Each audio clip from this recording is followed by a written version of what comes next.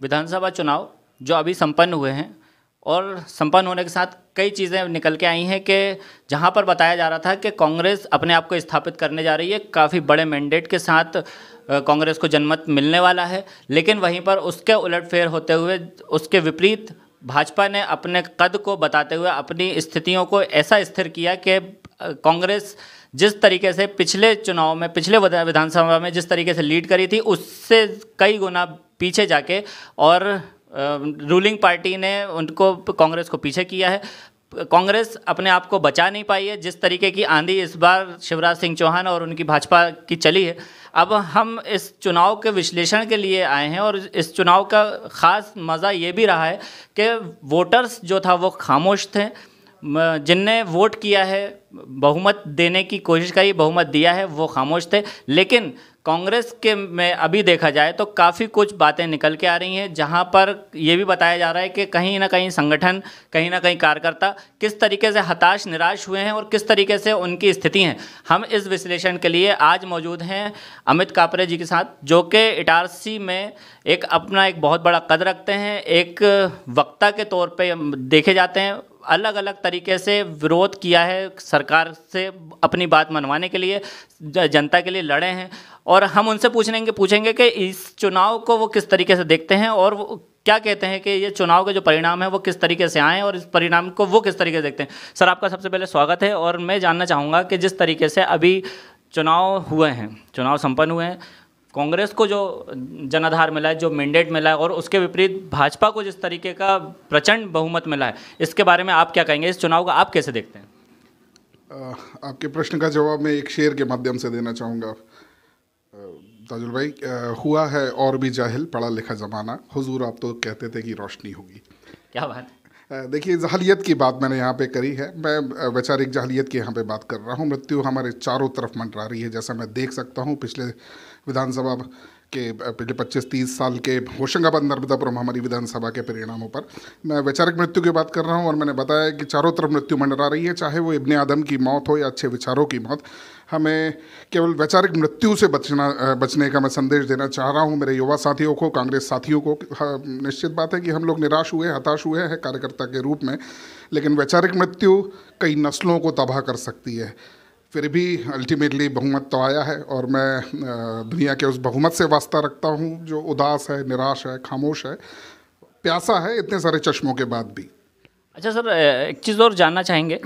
जिस तरीके से अभी जनाधार मिला है भाजपा को, और भाजपा ने जो अपनी परफॉर्मेंस की है, इस परफॉर्मेंस को आप किस तरीके से देखते हैं? और भाजपा जिस तरीके से लीड करके निकल के आई है, जिस तरीके से अपने कद को उन्होंने बढ़ाया है, तो आपको लगता है कि इसमें कहीं, क्योंकि बताया जा रहा है, काफ़ी माहौल भी बना है कि लाडली बहना का इसमें बहुत बड़ा योगदान है, तो आप इस योगदान को कैसे देखते हैं? क्या वाकई में लाडली बहना का योगदान है या नहीं तो आंधी थी भाजपा की?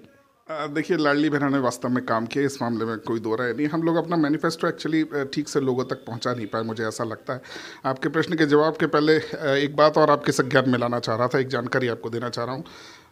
मैंने शायद अक्टूबर या सितंबर माह में, इसी वर्ष की बात है, मैंने किसी न्यूज़पेपर में पढ़ा था कि 47% लोगों ने अपनी जीवन बीमा की जो पॉलिसी है वो तो या तो सरेंडर कर दी या फिर वो अपनी किस्तें जो थी वो समय पर नहीं भर पाए, उन्होंने मतलब रिन्यू नहीं करवा पाए। उसका कारण मैं आपको बताता हूँ। मुझे ऐसा लगता है कि जीवन जीने के जो संसाधन हैं वो महंगे होते जा रहे हैं। जीवन जीना मतलब लोग बाग अभी फाइनेंशियल सिक्योरिटीज़ के इतर करंट की जो फाइनेंशियल इम्यूनिटीज़ है उस पर ज़्यादा फोकस कर रहे हैं। उन्होंने जीवन जीने के बेहतर विकल्पों की तलाश करना शुरू कर दिया है।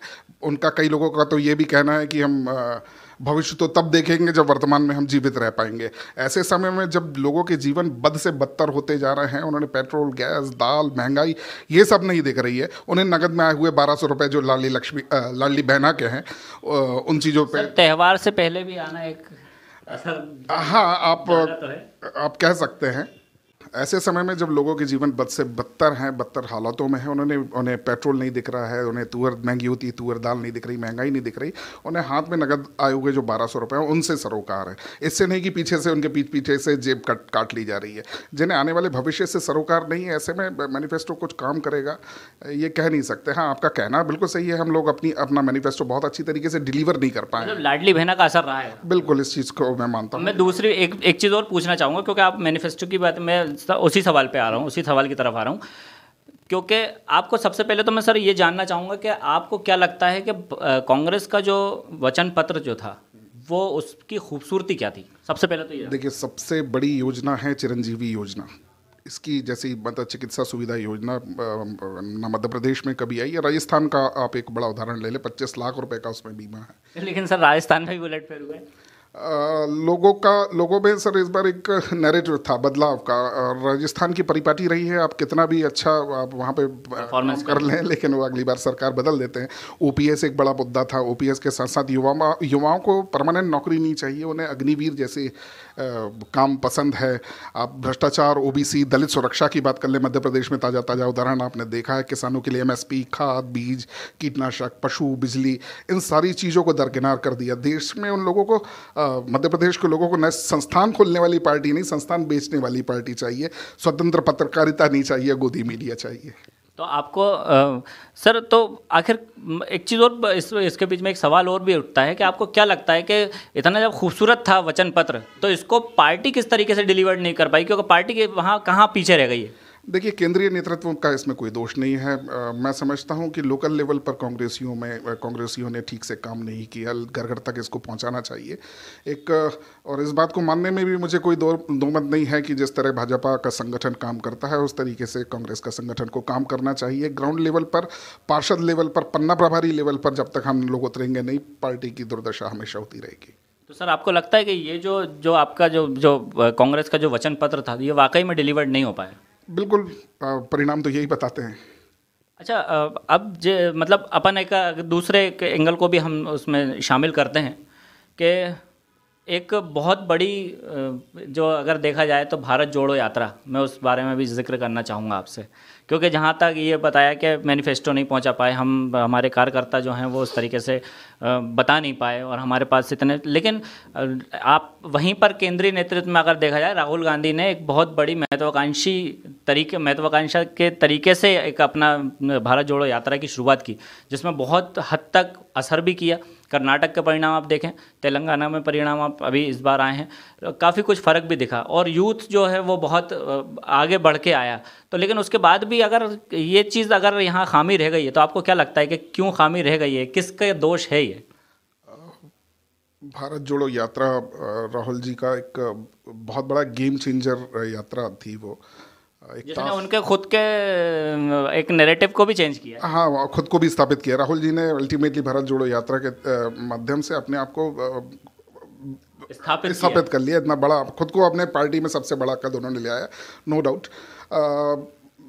मध्य प्रदेश की ऐसी 21 विधानसभा थी जिसको छूते हुए भारत जोड़ो यात्रा राहुल जी निकले, लेकिन उसके बाद भी 17 ऐसी सीटें हैं जहाँ पर कांग्रेस को हार का सामना करना पड़ा।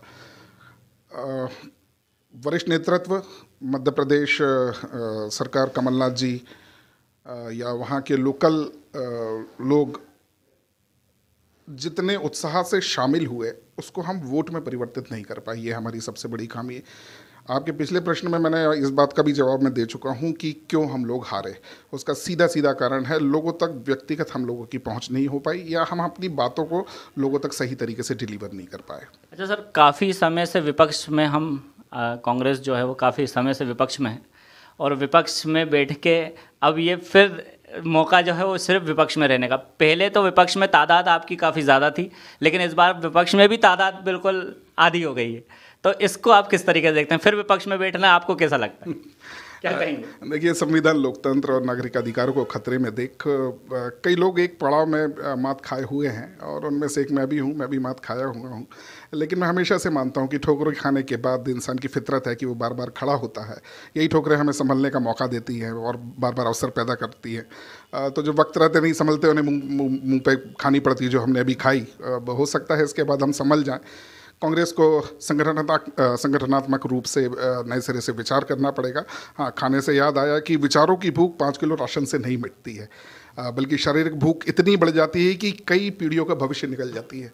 दरअसल हमें पता ही नहीं चलता कि जो भी हरकत हम इस समय कर रहे हैं उसे दुनिया में उसी वक्त कई और लोग भी ठीक उसी समय कर रहे होते हैं। वोट देते वक्त भी यही एक वोट जो सामूहिकता में किसी को पड़ता है वो व्यक्तिगत के साथ साथ एक सामूहिक भविष्य का भी निर्माण करता है। ये राजनीतिक बारीकी आम आदमी के समझ में नहीं आती है। ये गारंटी उस समय एक समान हो जाती है कि वो शिक्षा, स्वास्थ्य, रोजगार जैसे मामूली मुद्दे, ध्यान रखिएगा बात का कि शिक्षा, स्वास्थ्य, रोजगार जैसे मामूली मुद्दे में ना उलझकर आम आदमी लौटकर वहीं आ जाता है 1200 रुपये पे। देखिए, यदि किसी को भूख लगी है तो हाथ में आई रोटी छोड़कर वो भविष्य के खजूर पे ध्यान नहीं देगा। यही हाल मध्य प्रदेश की जनता ने कांग्रेस का किया है। अच्छा, लेकिन सर एक चीज़ और शामिल करना चाहता हूँ मैं इस प्रश्न में, एक थोड़ी सी एक फ्लेवर और डालना चाहता हूँ। एक बात और मेरे जहन में आई है कि लाडली बहना और वहीं नारी सम्मान देने की तो यहाँ पर भी कोशिश हुई थी। देखिए, बहुत हद तक मैं मुफ्त की इन चीज़ों को बांटने के विरोध में रहता हूँ, लेकिन लोगों के जीवन स्तर को ऊंचा उठाना कांग्रेस की प्राथमिकता रही है। हम मुफ्त की रेवड़ियों से बेहतर लोगों के जीवन के उनके कौशल विकास पर ध्यान देने की हमने बहुत कोशिश करी। हमारे मैनिफेस्टो में बहुत सारी चीज़ें ऐसी थी जो उनके जीवन स्तर को ऊंचा उठाता। मुफ्त की रेवड़ी से बेहतर लोगों के यदि जीवन ज़्यादा बेहतर सुधर सके और अपनी रोजगार के लिए वो कुछ रोजगार उन्मुखी हम लोगों ने जो प्रोग्राम रखे थे, उनके माध्यम से हम लोगों ने चाहा था कि लोगों के जीवन अच्छी दिशा में बढ़ पाए, लेकिन जनादेश उसके खिलाफ है। अच्छा, युवाओं के लिए अभी आपको क्या लगता है कि युवाओं का जो स्तर जो है अभी, क्योंकि जिस तरीके से आप देखिए, आप वोट रेशियो तो आपका घटता जा रहा है, डे बाय डे आपका वोट रेशियो जो है वो नीचे आते जा रहा है। अभी अगर नर्मदापुरम की बात करा जाए तो नर्मदापुरम में जिस तरीके से अभी चुनाव हुआ है, चुनाव में पार्टी ने अपना दमखम दिखाने की कोशिश करी। अगर बोलूँ तो बड़ी जिम्मेदारी से बोल सकता हूँ कि एक तरीके से नौटंकी भी की गई है दिखाने की, है ना। लेकिन अगर देखा जाए, क्योंकि उससे आधा भी नहीं, क्योंकि अभी आप जिस पायदान पे खड़े हैं, कांग्रेस जिस पायदान पे अभी है, वह मेरे ख्याल से काफ़ी वर्षों से इस पायदान पे कभी नहीं रही। आपको क्या लगता है कि वाकई में है ऐसा? देखिए, ये तो हार की समीक्षा करने के बाद ही पता चलेगा। मोटे तौर पर आप ये जान लीजिए कि हमने सोचा था कि एंटी इनकम्बेंसी यानी सत्ता विरोधी लहर काम करेगी, लेकिन विधानसभा सहित प्रदेश में स्पष्ट दिख रहा था कि हमारी सरकार भी बनेगी। एक समय ऐसा था, लेकिन निश्चित तौर पर परिणाम चौंकाने वाले आए हैं। और मैंने आपको बताया कि पार्टी को संगठनात्मक ढांचे पर के पुनर्निर्माण संबंधी फिर से काम करने की बहुत ज़्यादा ज़रूरत है। सर, राजस्थान में भी उलट फेर हुए, लोगों में सर इस बार एक नैरेटिव था बदलाव का। राजस्थान की परिपाटी रही है, आप कितना भी अच्छा आप वहाँ पे परफॉर्मेंस कर लें, लेकिन वो अगली बार सरकार बदल देते हैं। ओपीएस एक बड़ा मुद्दा था। ओपीएस के साथ साथ युवाओं को परमानेंट नौकरी नहीं चाहिए, उन्हें अग्निवीर जैसे काम पसंद है। आप भ्रष्टाचार, ओबीसी, दलित सुरक्षा की बात कर लें, मध्य प्रदेश में ताज़ा उदाहरण आपने देखा है। किसानों के लिए एमएसपी, खाद, बीज, कीटनाशक, पशु, बिजली, इन सारी चीज़ों को दरकिनार कर दिया। देश में उन लोगों को, मध्य प्रदेश के लोगों को न संस्थान खोलने वाली पार्टी नहीं, संस्थान बेचने वाली पार्टी चाहिए। स्वतंत्र पत्रकारिता नहीं चाहिए, गोदी मीडिया चाहिए। तो आपको सर, तो आखिर एक चीज़ और इसके बीच में एक सवाल और भी उठता है कि आपको क्या लगता है कि इतना जब खूबसूरत था वचन पत्र, तो इसको पार्टी किस तरीके से डिलीवर नहीं कर पाई, क्योंकि पार्टी के वहाँ कहाँ पीछे रह गई है? देखिए, केंद्रीय नेतृत्व का इसमें कोई दोष नहीं है। मैं समझता हूं कि लोकल लेवल पर कांग्रेसियों ने ठीक से काम नहीं किया। घर घर तक इसको पहुंचाना चाहिए और इस बात को मानने में भी मुझे कोई दो मत नहीं है कि जिस तरह भाजपा का संगठन काम करता है उस तरीके से कांग्रेस का संगठन को काम करना चाहिए। ग्राउंड लेवल पर, पार्षद लेवल पर, पन्ना प्रभारी लेवल पर जब तक हम लोग उतरेंगे नहीं, पार्टी की दुर्दशा हमेशा होती रहेगी। तो सर, आपको लगता है कि ये जो आपका जो कांग्रेस का जो वचन पत्र था, ये वाकई में डिलीवर्ड नहीं हो पाया? बिल्कुल, परिणाम तो यही बताते हैं। अच्छा, अब मतलब अपन एक दूसरे एंगल को भी हम उसमें शामिल करते हैं कि एक बहुत बड़ी जो अगर देखा जाए तो भारत जोड़ो यात्रा, मैं उस बारे में भी जिक्र करना चाहूँगा आपसे, क्योंकि जहाँ तक ये बताया कि मैनिफेस्टो नहीं पहुँचा पाए हम, हमारे कार्यकर्ता जो हैं वो उस तरीके से बता नहीं पाए और हमारे पास इतने, लेकिन आप वहीं पर केंद्रीय नेतृत्व में अगर देखा जाए, राहुल गांधी ने एक बहुत बड़ी महत्वाकांक्षा के तरीके से एक अपना भारत जोड़ो यात्रा की शुरुआत की, जिसमें बहुत हद तक असर भी किया। कर्नाटक के परिणाम आप देखें, तेलंगाना में परिणाम आप अभी इस बार आए हैं, काफ़ी कुछ फ़र्क भी दिखा और यूथ जो है वो बहुत आगे बढ़ के आया। तो लेकिन उसके बाद भी अगर ये चीज़ अगर यहाँ खामी रह गई है, तो आपको क्या लगता है कि क्यों खामी रह गई है, किसका दोष है ये? भारत जोड़ो यात्रा राहुल जी का एक बहुत बड़ा गेम चेंजर यात्रा थी वो। जिसने उनके खुद के एक नैरेटिव को भी चेंज किया। हाँ, खुद को भी स्थापित किया। राहुल जी ने अल्टीमेटली भारत जोड़ो यात्रा के माध्यम से अपने आप को स्थापित कर लिया। इतना बड़ा खुद को अपने पार्टी में सबसे बड़ा कद उन्होंने ले आया, नो डाउट। मध्य प्रदेश की ऐसी 21 विधानसभा थी जिसको छूते हुए भारत जोड़ो यात्रा राहुल जी निकले, लेकिन उसके बाद भी 17 शायद संभावित 17 ऐसी सीटें हैं जहाँ पर कांग्रेस को हार का सामना करना पड़ा। वरिष्ठ नेतृत्व मध्य प्रदेश सरकार, कमलनाथ जी या वहाँ के लोकल लोग जितने उत्साह से शामिल हुए उसको हम वोट में परिवर्तित नहीं कर पाए। ये हमारी सबसे बड़ी खामी है। आपके पिछले प्रश्न में मैंने इस बात का भी जवाब मैं दे चुका हूँ कि क्यों हम लोग हारे। उसका सीधा कारण है लोगों तक व्यक्तिगत हम लोगों की पहुँच नहीं हो पाई, या हम अपनी बातों को लोगों तक सही तरीके से डिलीवर नहीं कर पाए। अच्छा सर, काफ़ी समय से विपक्ष में हम कांग्रेस जो है वो काफ़ी समय से विपक्ष में है, और विपक्ष में बैठ के अब ये फिर मौका जो है वो सिर्फ विपक्ष में रहने का। पहले तो विपक्ष में तादाद आपकी काफ़ी ज़्यादा थी, लेकिन इस बार विपक्ष में भी तादाद बिल्कुल आधी हो गई है। तो इसको आप किस तरीके से देखते हैं? फिर विपक्ष में बैठना आपको कैसा लगता है? क्या कहेंगे? देखिए, संविधान, लोकतंत्र और नागरिक अधिकारों को खतरे में देख कई लोग एक पड़ाव में मात खाए हुए हैं, और उनमें से एक मैं भी हूँ। मैं भी मात खाया हुआ हूँ, लेकिन मैं हमेशा से मानता हूँ कि ठोकरें खाने के बाद इंसान की फितरत है कि वो बार बार खड़ा होता है। यही ठोकरें हमें संभलने का मौका देती हैं और बार बार अवसर पैदा करती हैं। तो जो वक्त रहते नहीं संभलते उन्हें मुँह पे खानी पड़ती है, जो हमने अभी खाई। हो सकता है इसके बाद हम संभल जाएँ। कांग्रेस को संगठनात्मक रूप से नए सिरे से विचार करना पड़ेगा।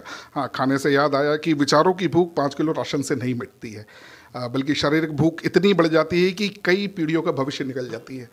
दरअसल हमें पता ही नहीं चलता कि जो भी हरकत हम इस समय कर रहे हैं उसे दुनिया में उसी वक्त कई और लोग भी ठीक उसी समय कर रहे होते हैं। वोट देते वक्त भी यही एक वोट जो सामूहिकता में किसी को पड़ता है, वो व्यक्तिगत के साथ साथ एक सामूहिक भविष्य का भी निर्माण करता है। ये राजनीतिक बारीकी आम आदमी के समझ में नहीं आती है। ये गारंटी उस समय एक समान हो जाती है कि वो शिक्षा, स्वास्थ्य, रोजगार जैसे मामूली मुद्दे, ध्यान रखिएगा बात का कि शिक्षा, स्वास्थ्य, रोजगार जैसे मामूली मुद्दे में ना उलझकर आम आदमी लौटकर वहीं आ जाता है 1200 रुपये पे।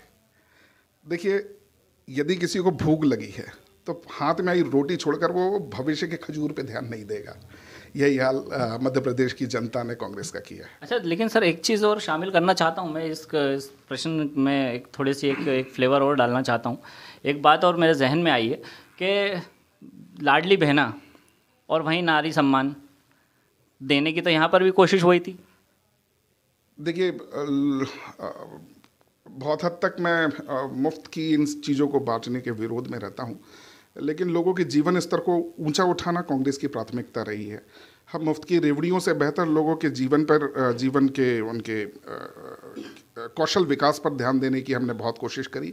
हमारे मैनिफेस्टो में बहुत सारी चीज़ें ऐसी थी जो उनके जीवन स्तर को ऊंचा उठाता।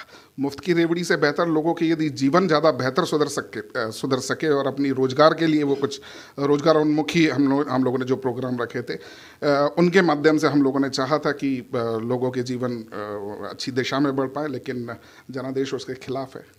अच्छा, युवाओं के लिए अभी आपको क्या लगता है कि युवाओं का जो स्तर जो है अभी, क्योंकि जिस तरीके से आप देखिए, अब वोट रेशियो तो आपका घटता जा रहा है, डे बाय डे आपका वोट रेशियो जो है वो नीचे आते जा रहा है। अभी अगर नर्मदापुरम की बात करा जाए तो नर्मदापुरम में जिस तरीके से अभी चुनाव हुआ है, चुनाव में पार्टी ने अपना दमखम दिखाने की कोशिश करी। मैं अगर बोलूँ तो बड़ी जिम्मेदारी से बोल सकता हूँ कि एक तरीके से नौटंकी भी की गई है दिखाने की, है ना। लेकिन अगर देखा जाए, क्योंकि उससे आधा भी नहीं, क्योंकि अभी आप जिस पायदान पे खड़े हैं, कांग्रेस जिस पायदान पे अभी है, वह मेरे ख्याल से काफ़ी वर्षों से इस पायदान पे कभी नहीं रही। आपको क्या लगता है कि वाकई में है ऐसा? देखिए, ये तो हार की समीक्षा करने के बाद ही पता चलेगा। मोटे तौर पर आप ये जान लीजिए कि हमने सोचा था कि एंटी इनकम्बेंसी यानी सत्ता विरोधी लहर काम करेगी, लेकिन विधानसभा सहित प्रदेश में स्पष्ट दिख रहा था कि हमारी सरकार भी बनेगी। एक समय ऐसा था, लेकिन निश्चित तौर पर परिणाम चौंकाने वाले आए हैं। और मैंने आपको बताया कि पार्टी को संगठनात्मक ढांचे पर के पुनर्निर्माण संबंधी फिर से काम करने की बहुत ज़्यादा ज़रूरत है। अपने शहर, अपने प्रदेश की ताज़ा खबरों के लिए लाइक करें, शेयर करें, सब्सक्राइब करें और हाँ, बेल आइकन दबाना ना भूलें, क्योंकि खबर हमारी, फैसला जनतंत्र का।